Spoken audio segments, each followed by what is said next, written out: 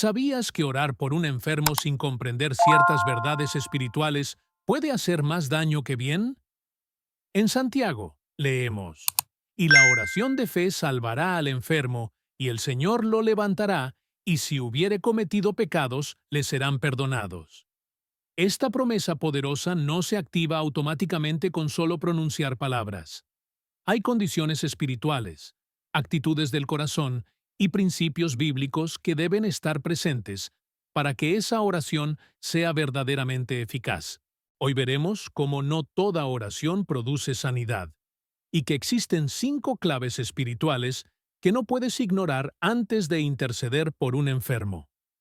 Te mostraremos cómo discernir el momento correcto, el estado del corazón del intercesor y la voluntad de Dios en cada situación.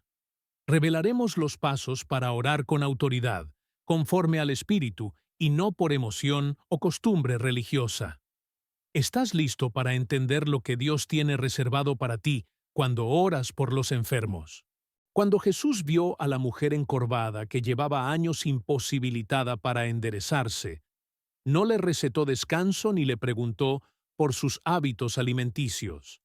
Él discernió algo que nadie más veía.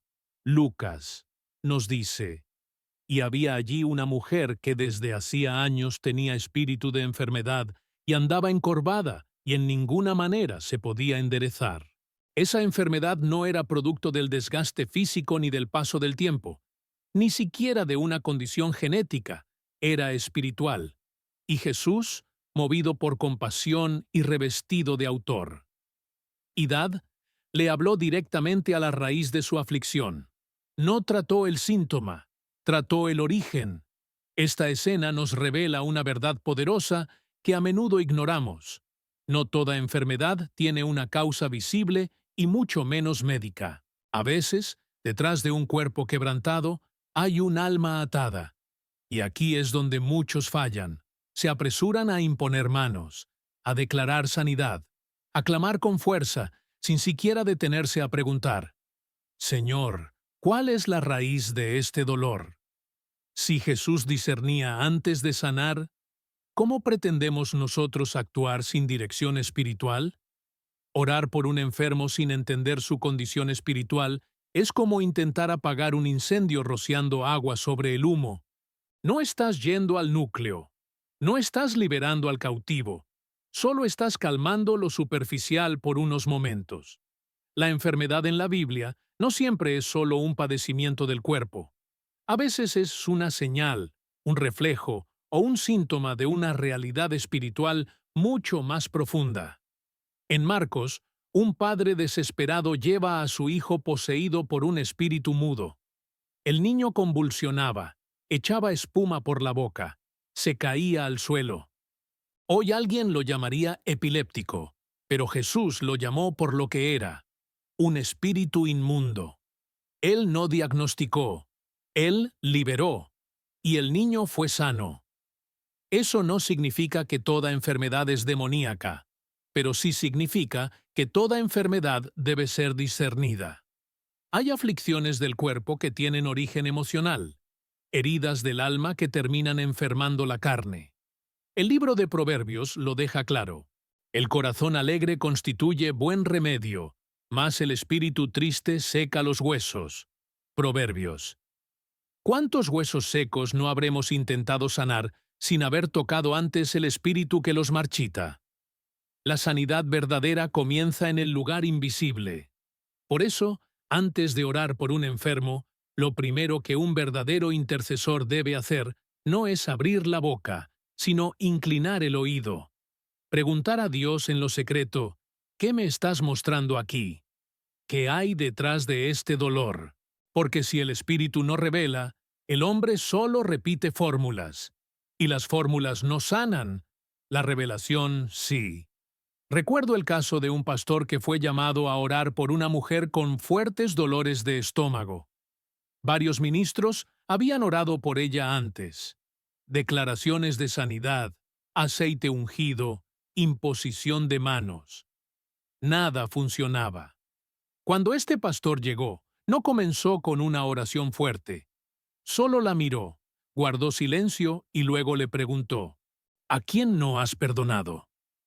La mujer rompió en llanto. Llevaba años guardando rencor contra su hermano. Después de confesarlo y perdonarlo, su dolor desapareció sin que nadie tuviera que levantar la voz. Ese día no solo fue sanada, fue liberada.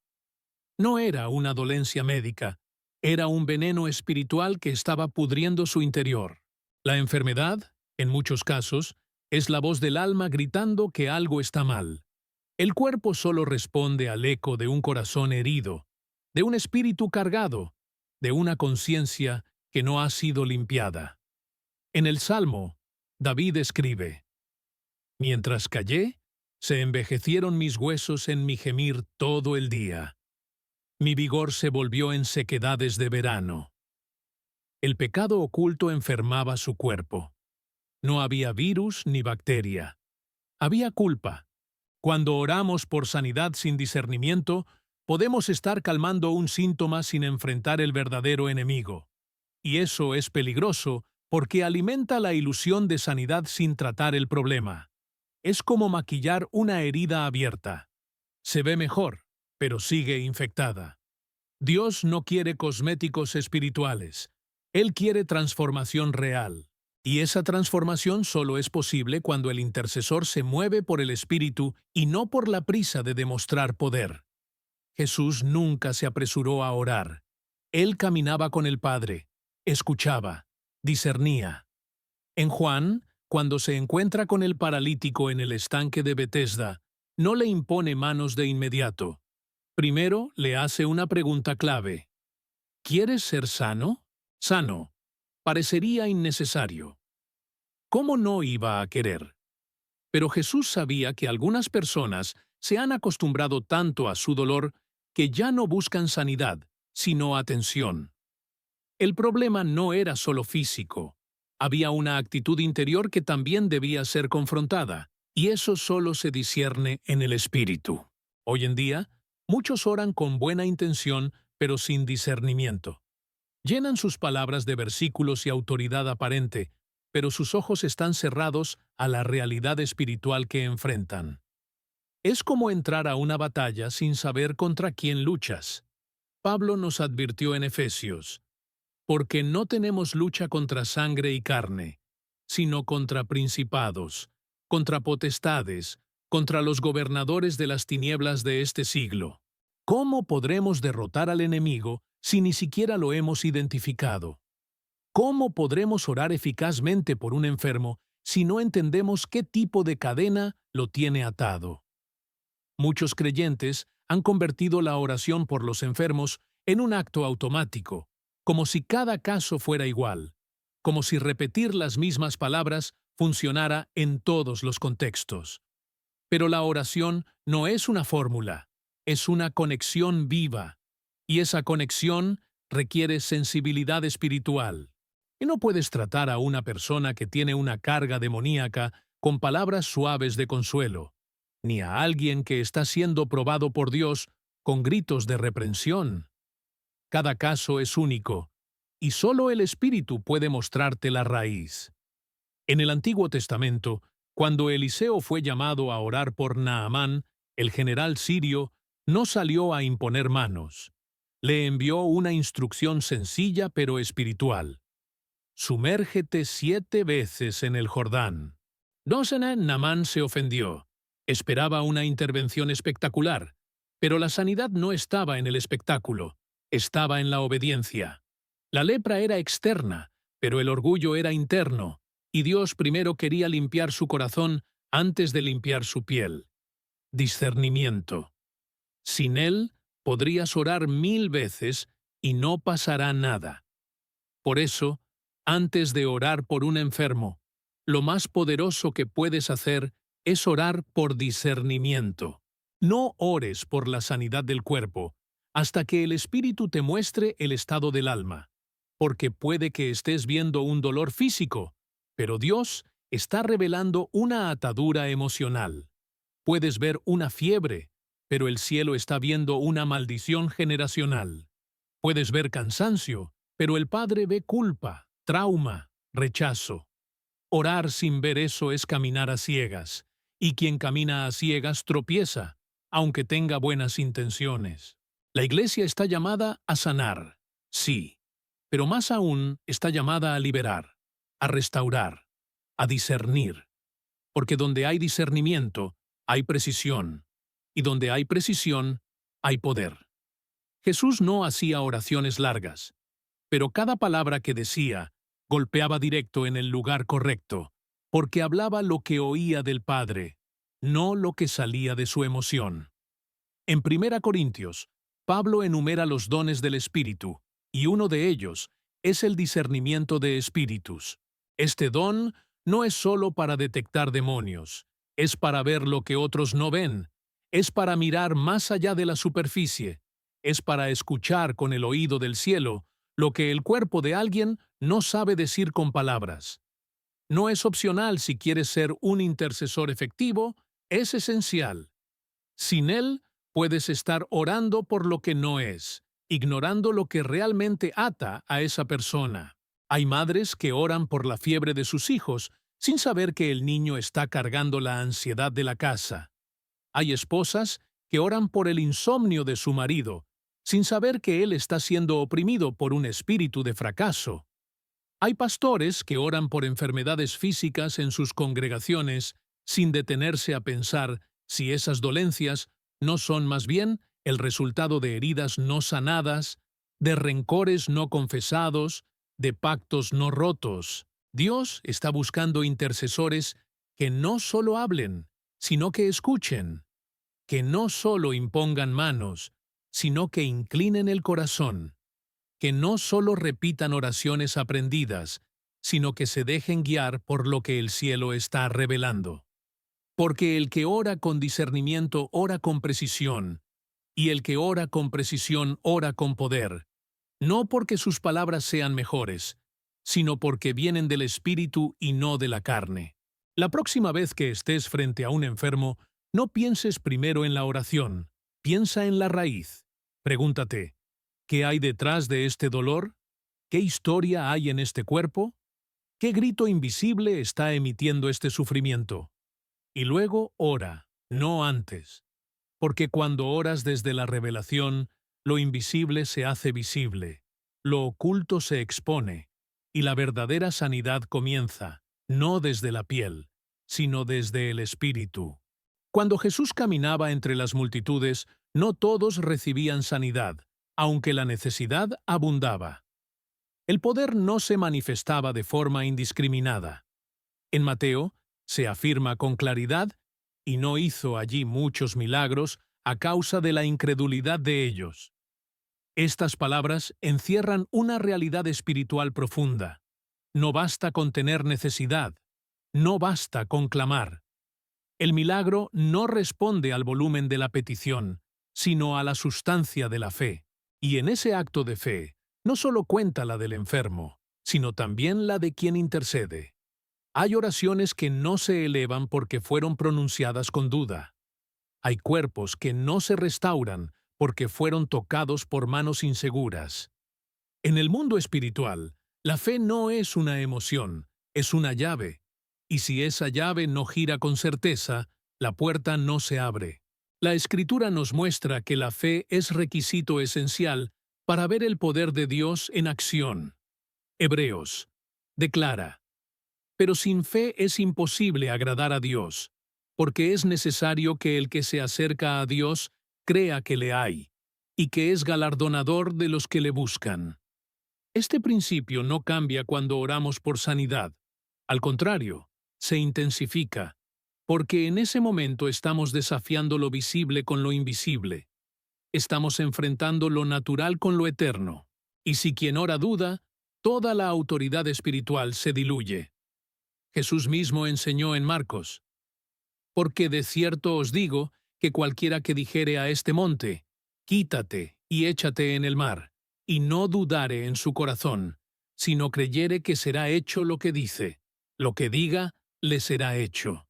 Este pasaje no es una metáfora optimista, es una declaración de ley espiritual. La fe verdadera no es un pensamiento positivo, Es una convicción nacida del Espíritu, arraigada en la palabra y sostenida por obediencia. Cuando un creyente se acerca a orar por un enfermo sin fe, no solo compromete la eficacia de su intercesión, también altera la atmósfera espiritual del momento, porque donde hay duda, hay confusión, donde hay inseguridad, hay debilidad, y donde hay debilidad, el enemigo se infiltra. Santiago advierte, pero pida con fe, no dudando nada, porque el que duda es semejante a la onda del mar, que es arrastrada por el viento y echada de una parte a otra.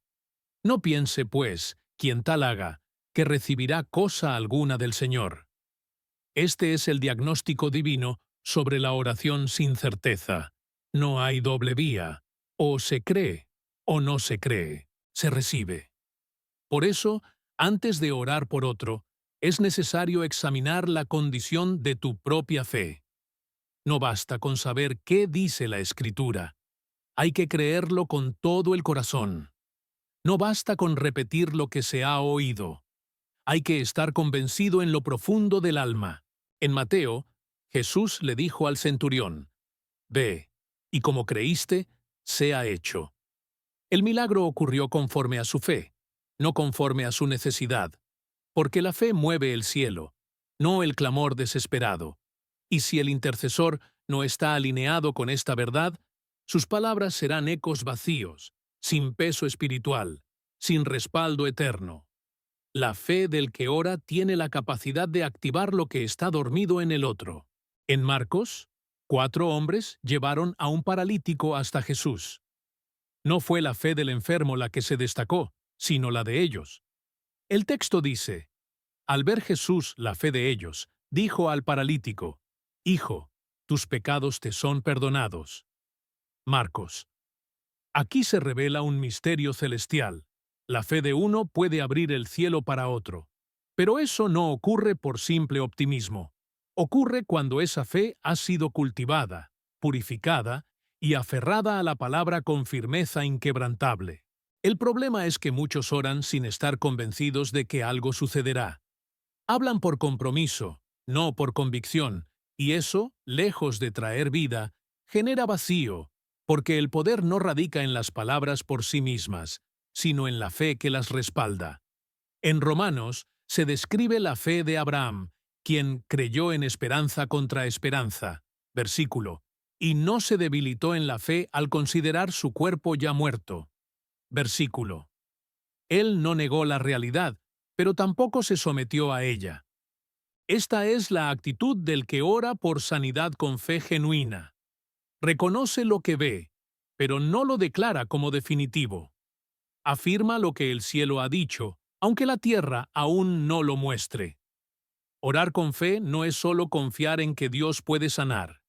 Es estar convencido de que Él tiene el poder para hacerlo aquí y ahora, conforme a su voluntad. En Hechos, Pedro y Juan se encuentran con un cojo a la puerta del templo. Pedro no dudó, no titubeó, no vaciló. Dijo con seguridad, «No tengo plata ni oro, pero lo que tengo te doy. En el nombre de Jesucristo de Nazaret, levántate y anda». Su fe era activa, tangible, presente, y esa certeza produjo el milagro. El cojo no se levantó por la fuerza de la frase, se levantó por la autoridad con la que fue pronunciada, respaldada por una fe viva. La fe auténtica transforma el ambiente, cambia la atmósfera espiritual. No necesita gritar ni impresionar, solo necesita estar firme. Cuando Jesús calmó la tormenta en Marcos, reprendió primero al viento, pero luego reprendió a los discípulos. ¿Por qué estáis así amedrentados? ¿Cómo no tenéis fe? Versículo. Para él, la fe no era un adorno, era una obligación. Era el requisito mínimo para operar en lo sobrenatural. Y esa exigencia sigue vigente. Si vas a interceder por sanidad, no lo hagas con un corazón dividido, porque el cielo no responde a medias verdades, solo actúa cuando encuentra una fe entera. La diferencia entre una oración poderosa y una oración ineficaz no está en el tono de voz, ni en la duración, ni en la elección de palabras. Está en la convicción con la que se ora. Jesús dijo en Mateo: «Y todo lo que pidiereis en oración, creyendo, lo recibiréis». La clave no está solo en pedir, está en creer mientras se pide, porque es posible orar por costumbre, por obediencia, por rutina, y no recibir nada.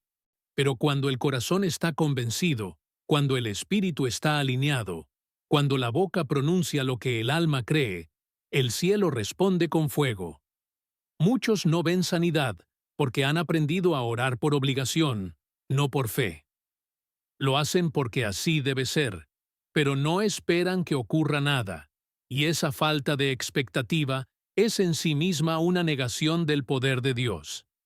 El Salmo dice: «Oh Jehová, de mañana oirás mi voz. De mañana me presentaré delante de ti, y esperaré». Esperar es una manifestación de fe.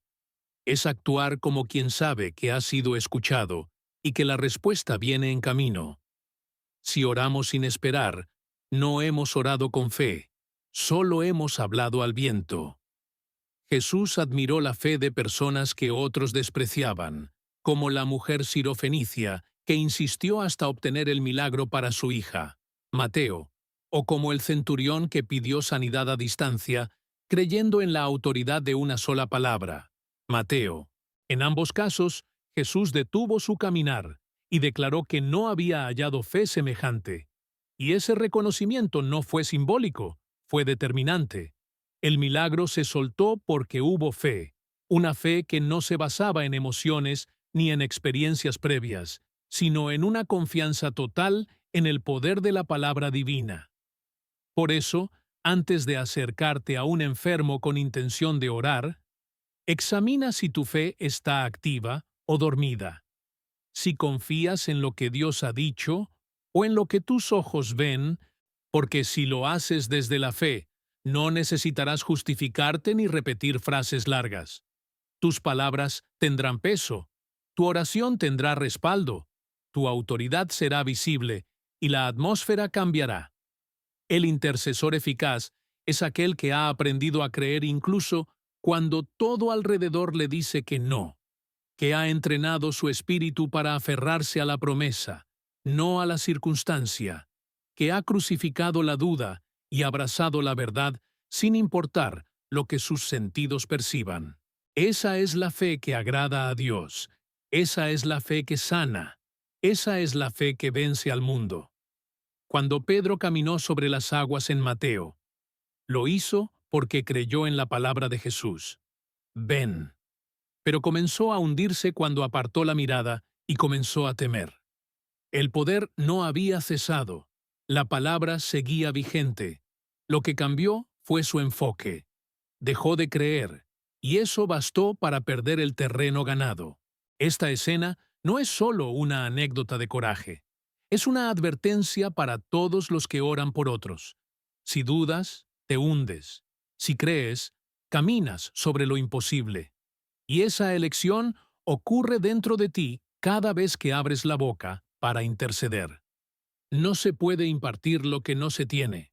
No se puede activar fe en otro si no arde primero en tu propio interior.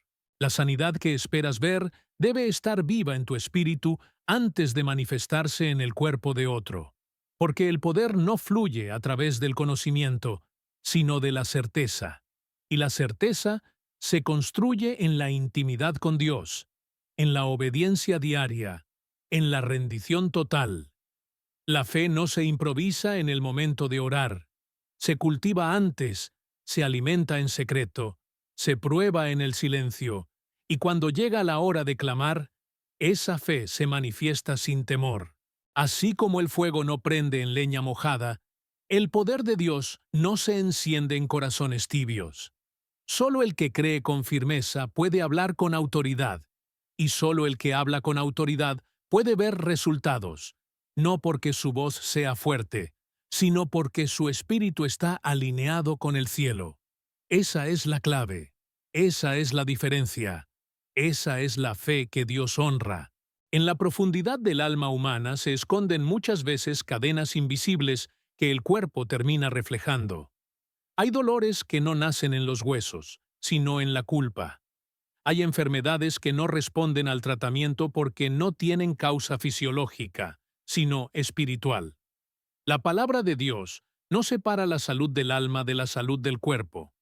Las vincula como dimensiones entrelazadas de una misma realidad.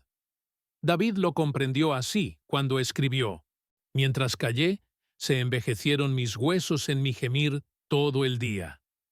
Mi pecado te declaré, y no encubrí mi iniquidad, y tú perdonaste la maldad de mi pecado».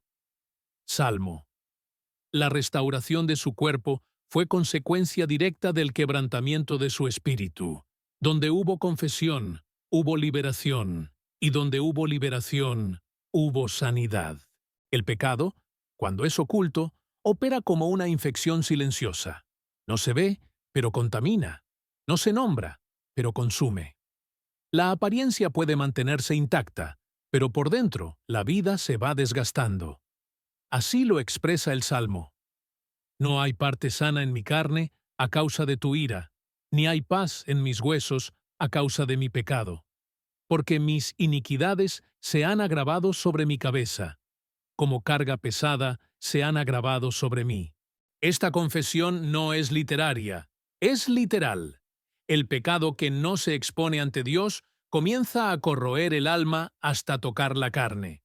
Y si alguien intercede por sanidad sin confrontar primero esa raíz, solo estará tratando los síntomas mientras el origen permanece intacto.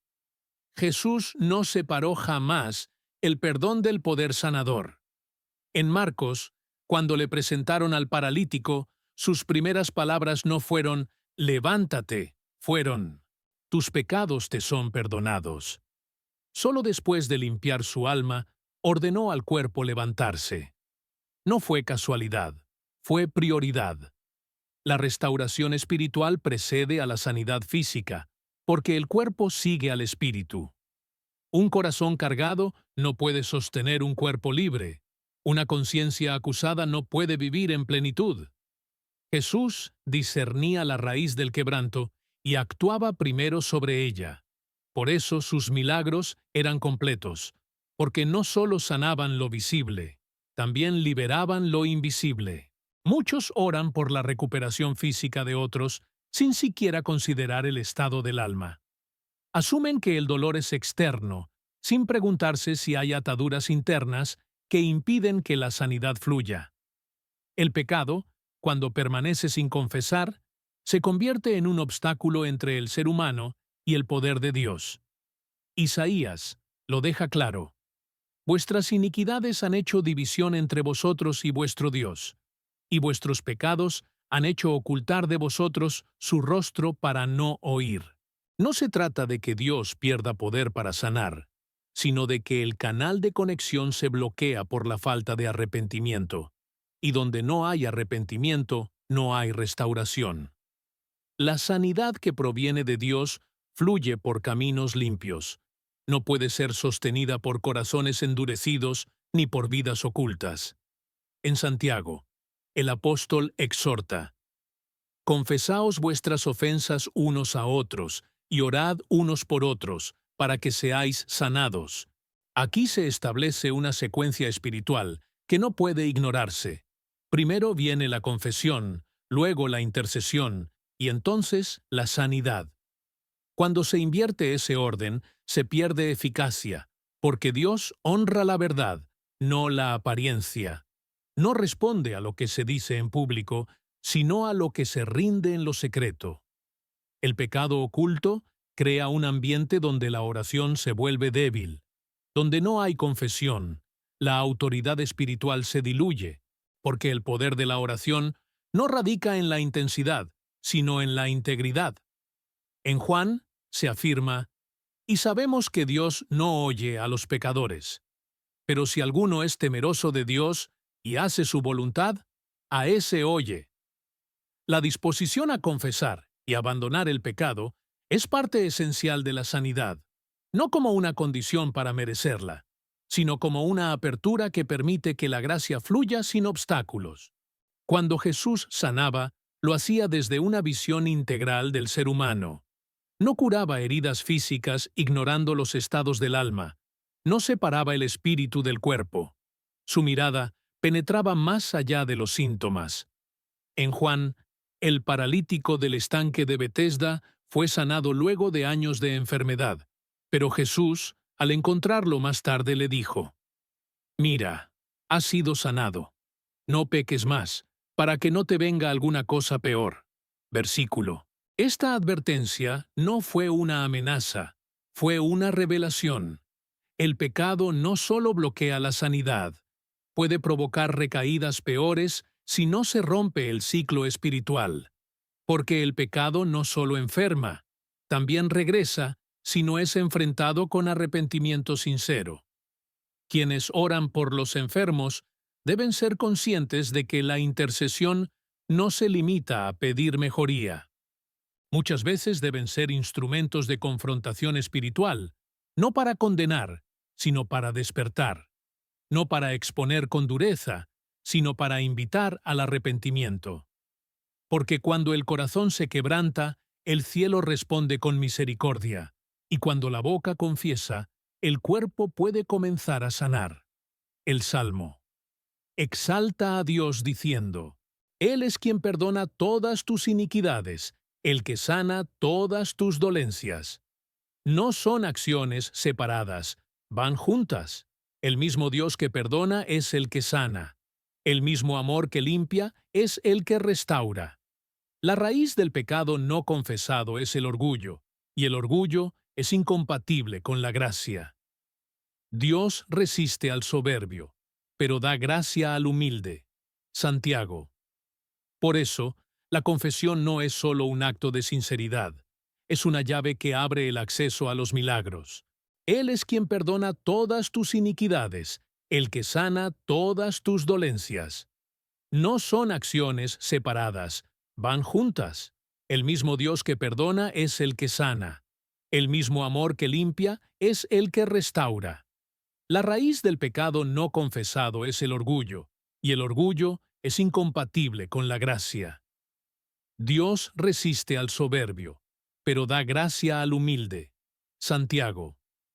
Por eso, la confesión no es solo un acto de sinceridad, es una llave que abre el acceso a los milagros. Mientras el alma se resista a reconocer su error, el cuerpo seguirá cargando las consecuencias, porque lo que se calla en el espíritu se grita en la carne. Y si el intercesor no guía al enfermo a una evaluación de su vida interior, estará ignorando un principio fundamental del reino. No se trata de buscar culpas donde no las hay. Se trata de tener la sensibilidad espiritual para percibir cuando una enfermedad es reflejo de un conflicto no resuelto con Dios, cuando el alma arrastra cadenas que el cuerpo no puede seguir soportando.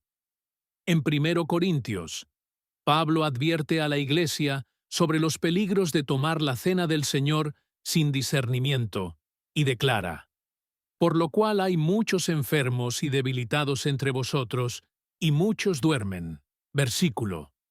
La enfermedad en este contexto era consecuencia directa de una actitud espiritual errada.